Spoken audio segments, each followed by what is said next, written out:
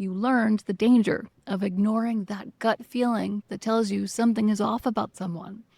And you swore you'd never ignore it again. But yet, here we are. So what happened? Well, your gut might actually be to blame this time, because this time your gut did speak up. But what it said was, this feels right. And that's where the trap sprung shut, because right means something entirely different to your gut than it does to your logical brain. The first two are driven by memory and survival. And we're going to cover how all that works and exactly what you can do to get those three back on the same page, or at least reading from the same dictionary. My name is Christina, and I help people get their lives back after toxic relationships, and yes, even after several of them. Maybe I would say especially after several of them, because that's when you know you're playing out deeply rooted patterns, and you could probably use some help to break the cycle. So let's talk about when your brain and your gut disagree. So as you might have guessed, your gut and your brain are kind of supposed to be on the same team. But after enough emotional chaos, they start running two different playbooks. You see, your gut doesn't think in logic. It speaks through sensation. So that flutter in your stomach, that warmth in your chest, or that rush of certainty. All of that is your body's language. And the part of you that feels those signals is called your enteric nervous system. And it has been keeping score your entire life. And here's what most people don't realize. About 80% of the communication between your gut and brain actually flows up from the body, not the other way around. So your enteric nervous system isn't waiting for instructions. It's constantly sending predictions based on what it felt before. Your brain then interprets those signals as intuition, attraction, or even danger. But the first message came from your body. So every moment of tension, excitement, fear, or relief, it all left chemical footprints in your body. And when those chemicals, like dopamine, cortisol, and oxytocin, start firing in a certain pattern, your body goes, oh, I know this place. This feels safe, even when it's not. Wait, how can your body call this safe when it's actually hurting you? Because your body doesn't actually measure safety by peace. It measures safety by predictability. If you grew up learning that love meant walking on eggshells, for example, your body learned that heightened emotion equals connection. So when you meet someone who gives you that same surge of energy, your gut reads it as home, not danger. And that's the glitch. Your gut isn't broken, it's loyal. It's doing its best to keep you close to what it already knows.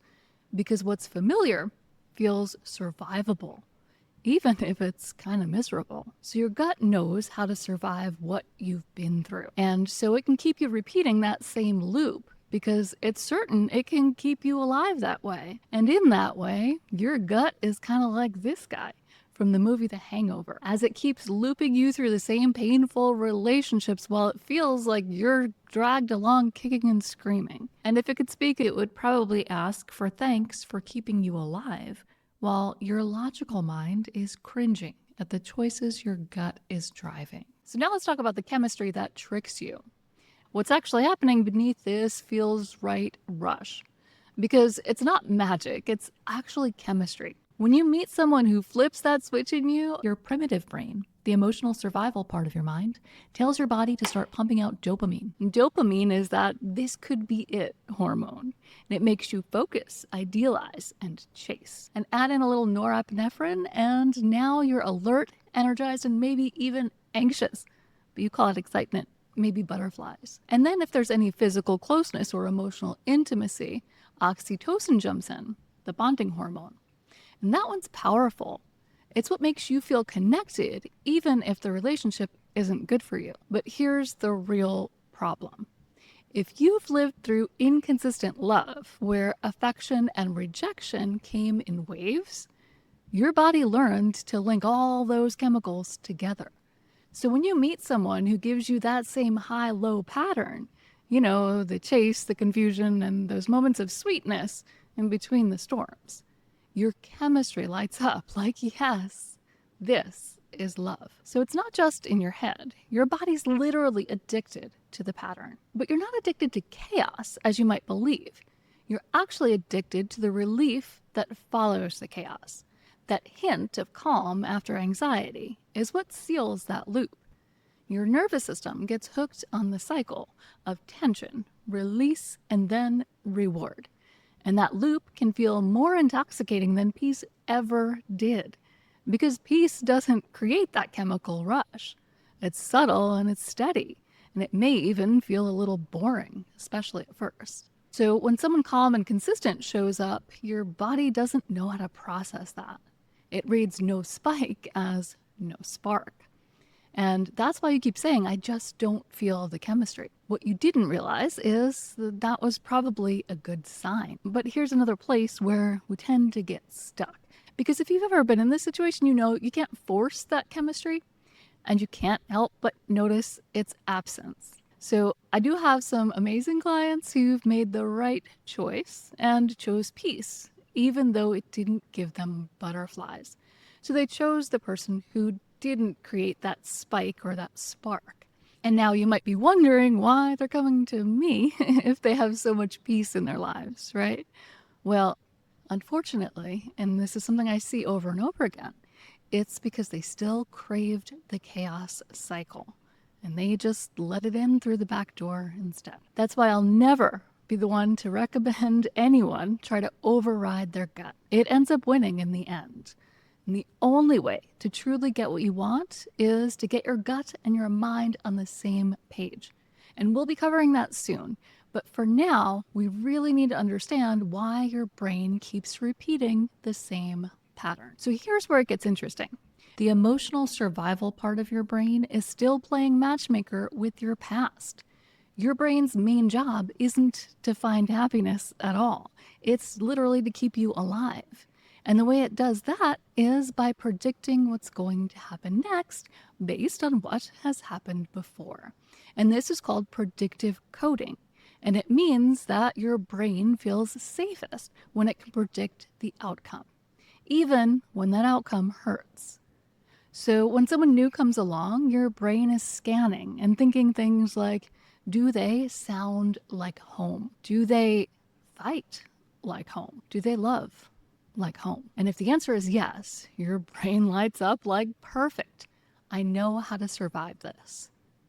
But if someone feels different, your brain can't predict what that means yet. It labels it as unfamiliar. And unfamiliar doesn't feel safe, at least not yet. So our brains would rather repeat pain than risk the unknown, because the brain doesn't code pain as danger. It codes uncertainty as danger. So it keeps pulling you back toward people and situations that feel like what it already understands. It's the same reason you replay old arguments in your head or daydream about closure with someone who hurt you. Your brain's trying to finish an old story so it can finally relax. But here's the plot twist. You can't finish an old story by recasting the same characters. You have to teach this part of your brain and your body that safety can be predictable too. So let's talk about intuition, because this is where things get tricky.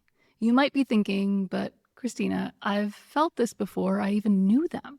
I just saw them across the room and my whole body just reacted. How could that be anything but intuition? And here's the truth. Your intuition was picking up something very real. It just wasn't necessarily love. What you felt in that instant wasn't a prediction about the person. It was a recognition. Your body didn't see a stranger. It saw a familiar energy. It recognized the micro expressions, the cadence, the subtle cues that reminded it of something or someone it once knew deeply. It's not conscious, it's chemical. Your body registers familiarity long before your mind ever forms a thought. So that spark, that pull, that I just knew feeling, that's intuition filtered through memory. It's your nervous system saying, I know this rhythm. I've danced this dance before. So real intuition doesn't always feel electric. Sometimes it's a quiet and almost boring feeling because it comes from presence, not from adrenaline. And here's the part nobody talks about. You can't have clear intuition when your body's still running on survival data. because survival instincts shout. They're designed to get your attention fast. Intuition, on the other hand, is kind of more like a whisper. It comes through once the noise settles. So when you felt that instant connection, it wasn't a lie. It was just a familiar frequency. It was like your body was saying, this feels like home. Your intuition, on the other hand, would have said, wait, what kind of home is this? But you couldn't hear it over the chemistry and the hope. And that's okay, because once the gut and the mind are working together, your gut will amplify your intuition instead of drown it out. So what do you do with all of this? How do you start trusting yourself again after you feel like your body has tricked you so many times? And here's the part that no one really teaches. You don't fix this by forcing yourself to choose better. We've already covered that doesn't work. You fix it by teaching your body what safe actually feels like. And that starts small, with moments, not with people. You teach your nervous system safety the same way it learned chaos, through repetition. And when you notice you're bracing before you even know why, unclench your jaw, drop your shoulders, and take a slow breath. When you catch yourself craving that high or that rush, that spark, don't shame it. Just notice what your body's actually asking for underneath. It's usually connection, excitement, or sometimes relief. And then give yourself a small dose of that in a healthy way. So maybe movement or music. Laughter is great medicine. Something that reminds your body that it can feel alive without being in danger. You're not silencing your instincts. You're re-educating them. And every time you respond differently, or every time you pause instead of chase, and you just take a deep breath instead of spiral out of control. Every time you do these things, you're rewiring your body's definition of safety. And little by little, your gut starts to update its map. So at first, calm will still feel uncomfortable. You'll want to stir things up, pick a fight, or text someone you shouldn't, because your nervous system still misses the adrenaline. But that discomfort is progress. That's your body detoxing from the chemistry of the chaos cycle. And eventually, people who used to excite you will start to exhaust you. And peace will start feeling like power. And that's when your gut and mind start working off of the same definition of what is right. And when you find that peaceful connection, you might actually start getting excited about it. And listen, when you start breaking the pattern, things might feel a little off at first. You'll catch yourself reacting in ways you don't understand, maybe getting emotional, pushing people away, or craving the very chaos you swore off. And it's okay. Your body's learning to exist without the constant rush of survival mode. But if you want to understand what those behaviors really mean and why they're actually a sign that you're on the right track, watch this video right here. And if you feel like you can use some help making this transition, click here to book a session with me, and we can take a closer look at the patterns that keep showing up in your life. And before you go, be sure to like this video if you haven't already, and I'll see you next time.